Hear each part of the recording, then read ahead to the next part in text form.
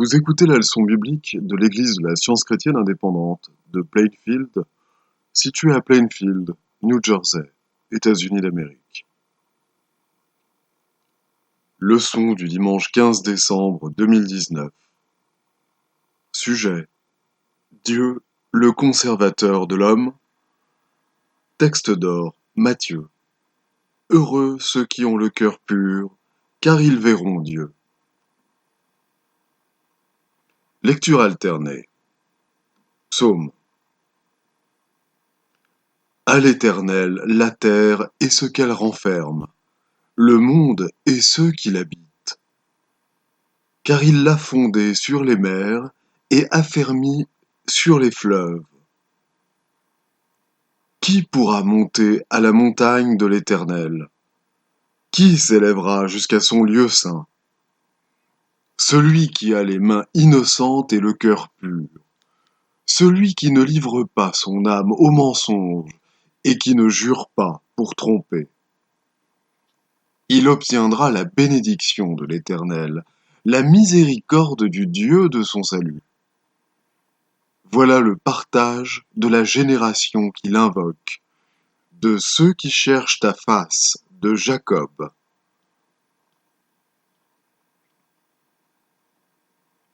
La Bible. Le Seigneur me délivrera de toute œuvre mauvaise, et il me sauvera pour me faire entrer dans son royaume céleste. À lui soit la gloire au siècle des siècles. Garde mon âme, car je suis pieux. Mon Dieu, sauve ton serviteur qui se confie en toi. Qu'il s'éloigne du mal et fasse le bien, qu'il recherche la paix et la poursuive. Car les yeux du Seigneur sont sur les justes, et ses oreilles sont attentives à leurs prières, mais la face du Seigneur est contre ceux qui font le mal. Et qui vous maltraitera si vous êtes zélés pour le bien?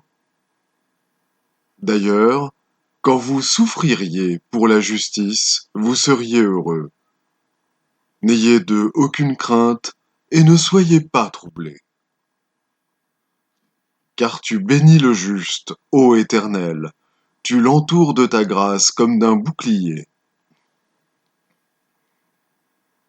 Lorsque les hommes eurent commencé à se multiplier sur la face de la terre, l'Éternel vit que la méchanceté des hommes était grande sur la terre et que toutes les pensées de leur cœur se portaient chaque jour uniquement vers le mal. Mais Noé trouva grâce aux yeux de l'Éternel. Noé était un homme juste et intègre dans son temps. Noé marchait avec Dieu. Alors Dieu dit à Noé: « Fais-toi une arche de bois de gopher. Tu disposeras cette arche en cellules et tu l'enduiras de poids en dedans et en dehors. Et moi, je vais faire venir le déluge d'eau sur la terre pour détruire toute chair ayant souffle de vie sous le ciel. Tout ce qui est sur la terre périra.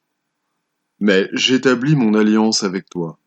Tu entreras dans l'arche, toi et tes fils, ta femme et les femmes de tes fils avec toi. De tout ce qui vit, de toute chair, tu feras entrer dans l'arche 2 de chaque espèce pour les conserver en vie avec toi. Il y aura un mâle et une femelle. C'est ce que fit Noé. Il exécuta tout ce que Dieu lui avait ordonné. L'Éternel dit à Noé: « Entre dans l'arche, toi et toute ta maison, car je t'ai vu juste devant moi parmi cette génération. » Et Noé entra dans l'arche avec ses fils, sa femme et les femmes de ses fils, pour échapper aux eaux du déluge. Le déluge fut 40 jours sur la terre. Les eaux crurent et soulevèrent l'arche, et elle s'éleva au-dessus de la terre. Tous les êtres qui étaient sur la face de la terre furent exterminés, depuis l'homme jusqu'au bétail, aux reptiles et aux oiseaux du ciel. Ils furent exterminés de la terre. Il ne resta que Noé, et ceux qui étaient avec lui dans l'arche. Le second mois, le 27e jour du mois, la terre fut sèche. Alors Dieu parla à Noé en disant: Sors de l'arche, toi et ta femme, tes fils et les femmes de tes fils avec toi. Fais sortir avec toi tous les animaux de toute chair qui sont avec toi. Dieu bénit Noé et ses fils, et leur dit: Soyez féconds, multipliez et remplissez la terre. Dieu parla encore à Noé et à ses fils avec lui en disant: J'établis mon alliance avec vous. Aucune chair ne sera plus exterminée par les eaux du déluge, et il n'y aura plus de déluge pour détruire la terre. Et Dieu dit: C'est ici le signe de l'alliance que j'établis entre moi et vous, et tous les êtres vivants qui sont avec vous, pour les générations à toujours. Or, la foi est une ferme assurance des choses qu'on espère, une démonstration de celles qu'on ne voit pas. Pour l'avoir possédée, les anciens ont obtenu un témoignage favorable. C'est par la foi que nous reconnaissons que le monde a été formé par la parole de Dieu, en sorte que ce qu'on voit n'a pas été fait de choses visibles. Or, sans la foi, il est impossible de lui être agréable, car il faut que celui qui s'approche de Dieu croie que Dieu existe, et qu'il est le rémunérateur de ceux qui le cherchent.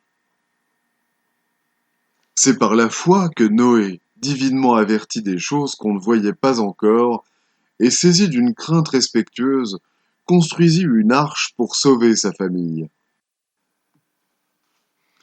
C'est par elle qu'il condamna le monde, et devint héritier de la justice qui s'obtient par la foi. Le solide fondement de Dieu reste debout, avec ses paroles qui lui servent de sceau. Le Seigneur connaît ceux qui lui appartiennent, et quiconque prononce le nom du Seigneur, qu'il s'éloigne de l'iniquité. Dans une grande maison, il n'y a pas seulement des vases d'or et d'argent, mais il y en a aussi de bois et de terre. Les uns sont des vases d'honneur, et les autres sont d'un usage vil.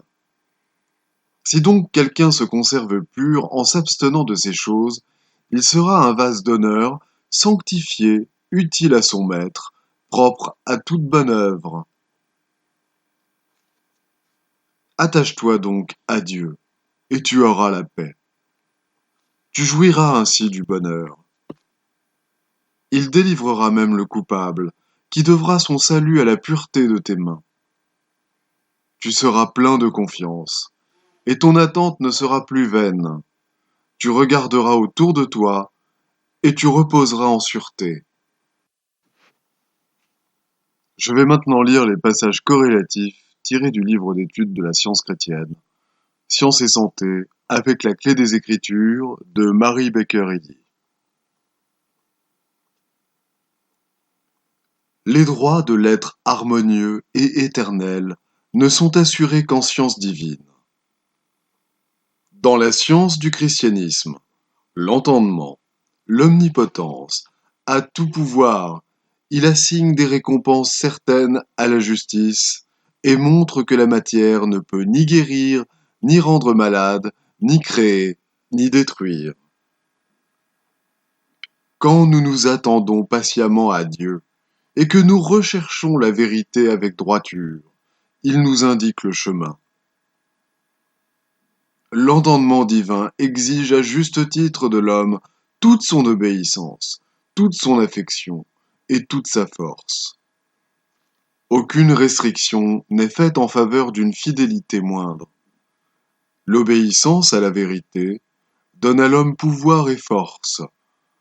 La soumission à l'erreur entraîne la perte du pouvoir. Si nous lui désobéissons constamment, nous ne devrions pas nous sentir en sécurité, bien que Dieu soit bon. Débarrassons-nous de la croyance que l'homme est séparé de Dieu, et n'obéissons qu'au principe divin, la vie et l'amour. Voilà le grand point de départ de toute vraie croissance spirituelle.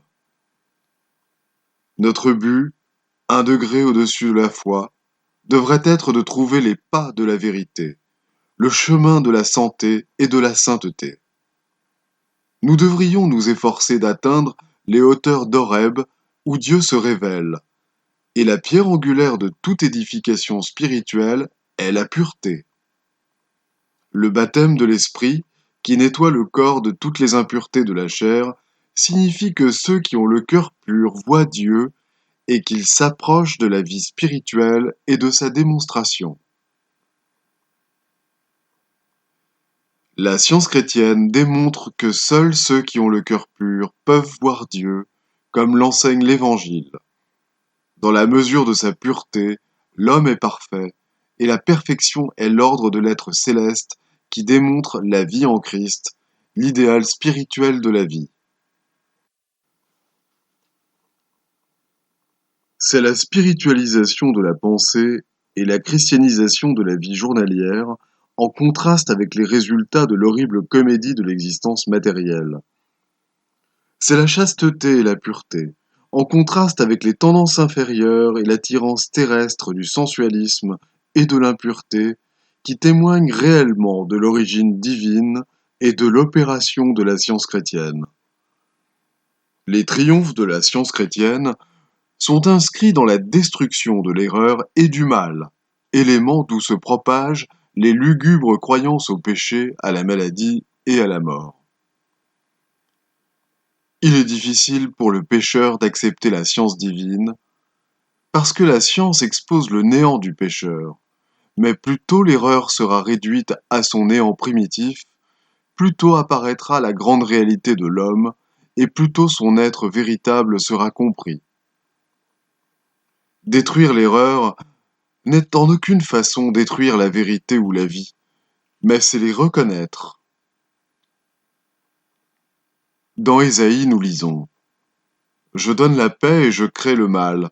Moi, le Seigneur, je fais toutes ces choses. » Mais le prophète faisait allusion à la loi divine qui remue jusqu'au fond la croyance au mal, en la faisant monter à la surface et en la réduisant au dénominateur qui lui est propre, le néant.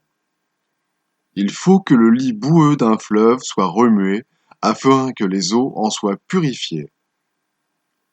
Dans la chimicalisation morale, lorsque les symptômes du mal, illusion, s'aggravent, nous pouvons croire dans notre ignorance que le Seigneur a produit le mal, mais nous devrions savoir que la loi de Dieu ne découvre le prétendu péché et ses effets que pour permettre à la vérité d'anéantir tout sens du mal et tout pouvoir de péché.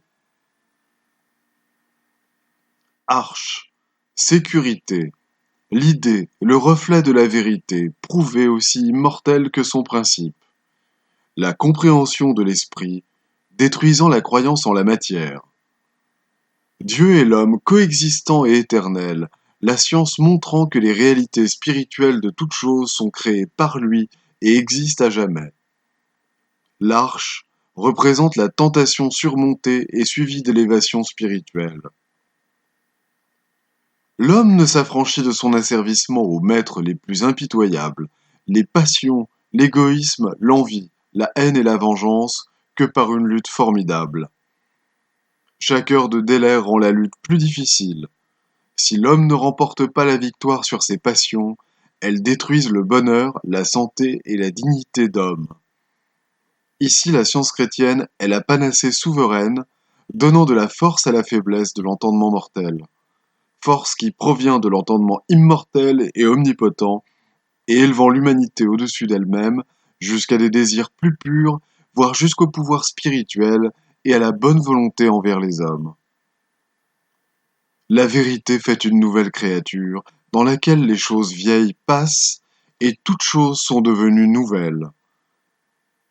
Les passions, l'égoïsme, les faux appétits, la haine, la crainte, toute sensualité cède à la spiritualité, et la surabondance de l'être est du côté de Dieu, le bien.